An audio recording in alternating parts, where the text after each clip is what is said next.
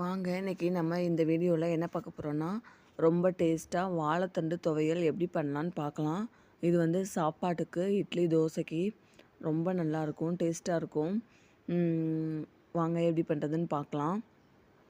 ஒரு கடாயில் கொஞ்சமாக ஒரு 2 ஸ்பூன் உளுந்தம்பருப்பு, 1 ஸ்பூன் கடலைப்பருப்பு, ஒரு 3 வரமிளகாய் போட்டு நல்லா வறுத்துக்கலாம். நல்லா வறுத்து எடுத்துக்கலாம். பாருங்கள், பொன்னிறமாக மாறினோடனே நல்லா வறுத்து எடுத்துக்கலாம்.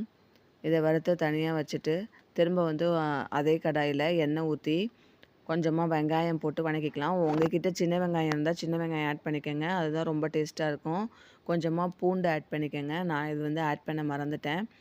வெங்காயம் போட்டுட்டு ஒரு தக்காளி ஆட் பண்ணிக்கலாம். ஒரு பெரிய தக்காளி ஆட் பண்ணியிருக்கேன். தக்காளி ஆட் பண்ணிட்டு இங்கே பாருங்கள், வாழைத்தண்டு நல்லா தோல் சீவிட்டு அந்த நார்லாம் எடுத்துட்டு இந்த மாதிரி கட் பண்ணி வச்சுருக்கேன் குட்டி குட்டியாக.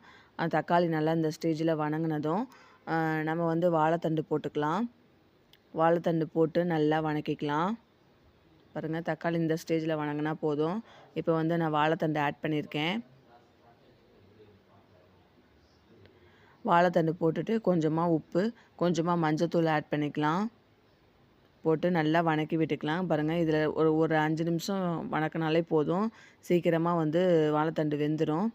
வணங்கினதும் கொஞ்சமாக புளி, ஒரு நெல்லிக்காய் சைஸ் புளி ஆட் பண்ணிக்கலாம். அப்புறமேட்டுக்கு கொஞ்சமாக ஒரு 1/4 மூடி தேங்காய் கட் பண்ணி போட்டுக்கிறேன். அந்த சூட்லேயே வந்து வணங்கினா போதும். இப்போ ஆஃப் பண்ணிட்டேன். ஆஃப் பண்ணி அதை வந்து ஆற வச்சு அரைச்சி எடுத்துக்கிறேன்.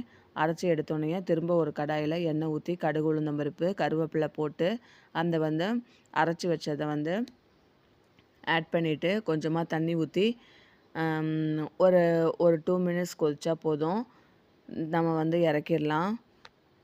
பாருங்கள், எல்லாமே ஆட் பண்ணிவிட்டு லாஸ்ட்டாக இதில் வந்து தண்ணி ஊற்றி தண்ணி ஆட் பண்ணி கொஞ்சமாக இது பண்ணி ஊற்றிக்கங்க.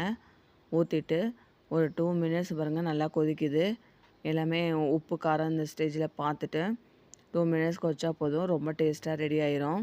இது வந்து சாப்பாட்டுக்கு ரொம்ப டேஸ்ட்டாக இருக்கும். குழந்தைங்கலாம் வந்து இந்த வாழைத்தண்டு பொரியல்னால் சாப்பிட மாட்டாங்க. இந்த மாதிரி வந்து பண்ணி கொடுங்க.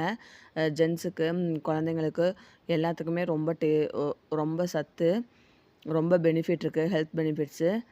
நீங்கள் வாழைத்தண்டு துவையல்னால் எப்படி பண்ணுவீங்க? ஆல்ரெடி பண்ணியிருக்கீங்களா? எப்படி பண்ணுவீங்கன்னு கமெண்ட்டில் சொல்லுங்கள்.